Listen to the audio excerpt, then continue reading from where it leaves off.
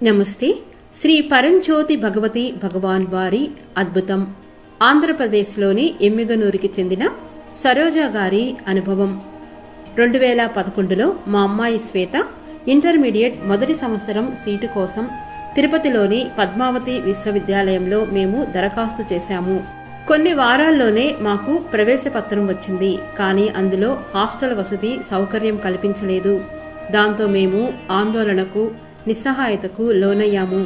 ఆ క్షణంలో మేము శ్రీ పరంజ్యోతి భగవతి భగవానులకు పూర్తిగా శరణాగతి చెంది విశ్వవిద్యాలయ అధ్యాపకులను సంప్రదించాము. హాస్టల్లో ఎటువంటి ఖాళీలు అందుబాటులో లేవని వారు మాకు తెలియజేశారు. సంపూర్ణ విశ్వాసంతో మేము మూలమంత్రాన్ని 21 సార్లు జపించడం ప్రారంభించి మనస్ఫూర్తిగా ప్రార్థించాము. ఆ సమయంలో శ్రీ పరంజ్యోతి భగవతి భగవానులు ప్రతి క్షణం మా అమ్మాయిని రక్షిస్తూ మార్గనిర్దేశం చేస్తున్నట్లు నాకు ఒక దివ్య దర్శనం కలిగింది. వారి అపార కరుణతో కేవలం 10 నిమిషాల్లోనే మా అమ్మాయికి హాస్టల్లో ఒక ఖాళీ సీటు లభించిందని అధ్యాపకులు మాకు తెలియజేశారు. ఆ క్షణం నుండి తర్వాత 5 ఏళ్ల పాటు, అంటే 2 సంవత్సరాల ఇంటర్మీడియట్ మరియు 3 సంవత్సరాల డిగ్రీ చదువుల కాలమంతటితోనూ మా అమ్మాయి శ్రీ పరంజ్యోతి భగవతి భగవానుల దివ్య రక్షణలో గడిపింది.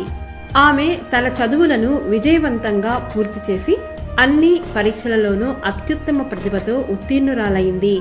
ఈ అనుభవం ద్వారా మనస్ఫూర్తి ప్రార్థనకు ఉన్న శక్తిని, అలాగే శ్రీ పరంజ్యోతి భగవతి భగవానుల అపార కరుణను మేము లోతుగా గ్రహించాము.